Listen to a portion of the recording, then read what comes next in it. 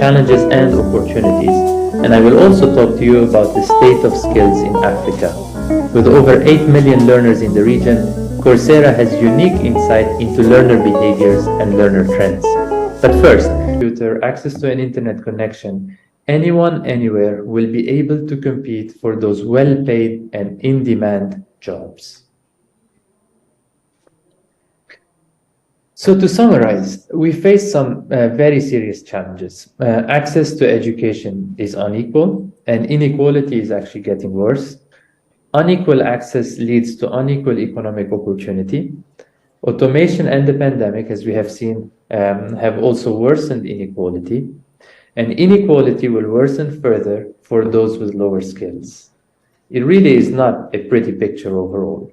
But I think that there is hope here, and we'll talk about that in the next section as well.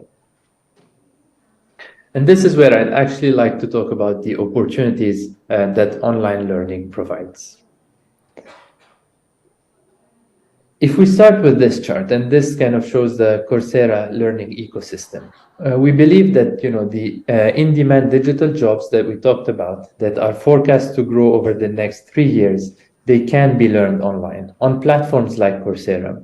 Coursera is actually an ecosystem that connects learners, educators, and institutions, as you can see on this triangle.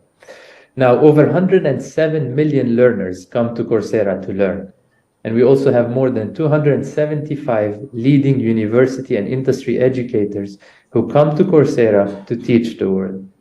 And we have more than 7,000 institutions who use Coursera to reskill their employees, reskill their citizens, or reskill their students. We believe that Coursera is uniquely positioned in this ecosystem to see what trends are emerging and to share with our community what is actually working. So let's take a look at learners who come to Coursera to gain essential career skills. We've seen the highest growth rates over the last year in emerging markets, and Africa represents one of our fastest growing regions. In total, there are now over 8 million learners in Africa. If you look at the list of countries on the left-hand side, Egypt and Nigeria are our largest markets, both with well over 1 million registered learners on the platform.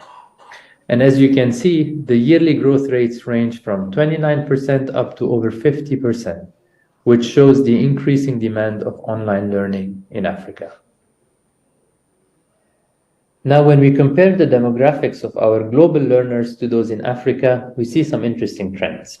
First, the learner age is slightly higher than the global average, and this suggests that there are a large number of professionals in Africa who are looking to reskill or upskill. We also see that that's actually the highest globally.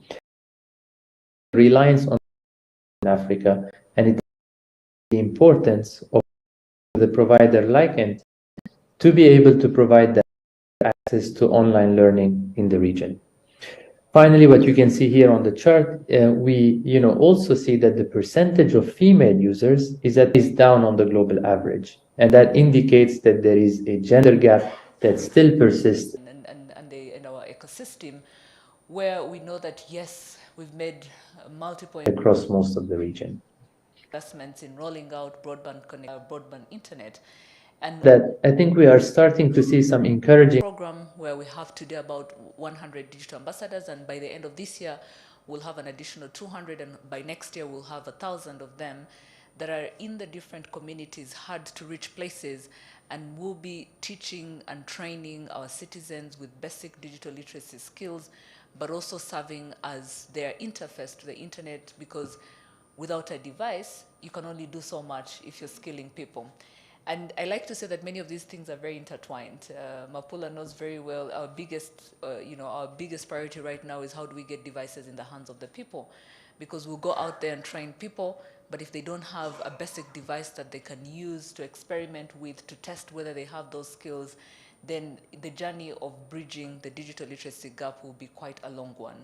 But we also are very confident that once we can, have these intertwined efforts of, closing on the gap for digital devices, but also closing on the gap for digital literacy, then a lot of self-teaching and self-learning can happen, and that will allow us to see more accelerated digital skills amongst our population. So it's not one thing or the other, it's really the complementing efforts that we continue to put together.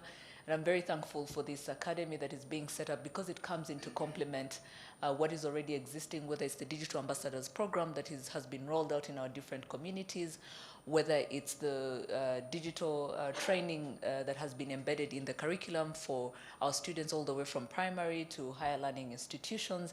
And I think now the next challenge is going to be, how do we measure digital literacy?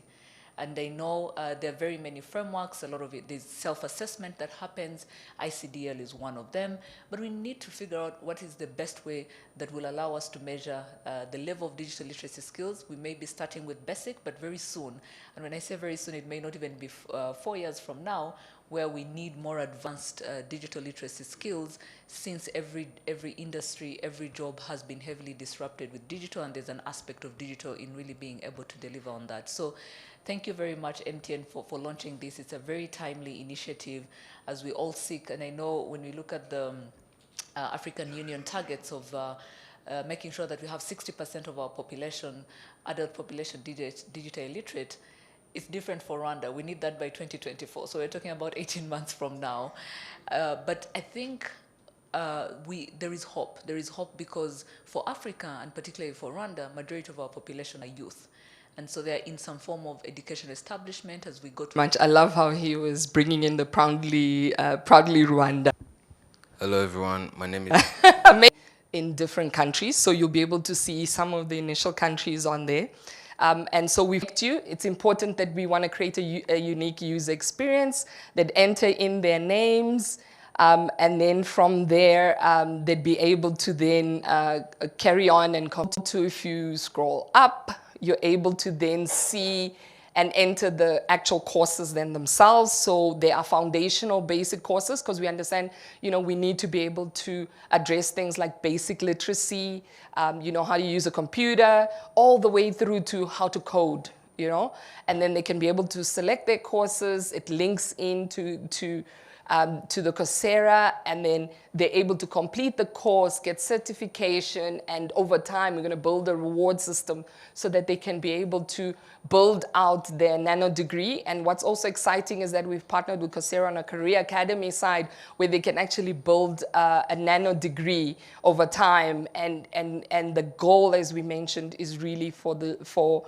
if you go to the next, I think it's largely the end of the prototype, but just as an example of the type of courses that are available and so forth. So at the end, if you remember, the goal is to enhance employability. It's not just about training. We have the bold vision of reaching 1 million people by 2025. So this is just a little bit more on the academy. If you click some further, you'll just see, so we are adding the functionalities of languages so that it's available in French, Portuguese. And I want to acknowledge the presence of we then move into Seras to do the work that we smartphone connectivity, which allows you to access the device. And we don't end there. We don't move all our markets. Thank you. Mobile solution. Because it's digital, it enables inclusive.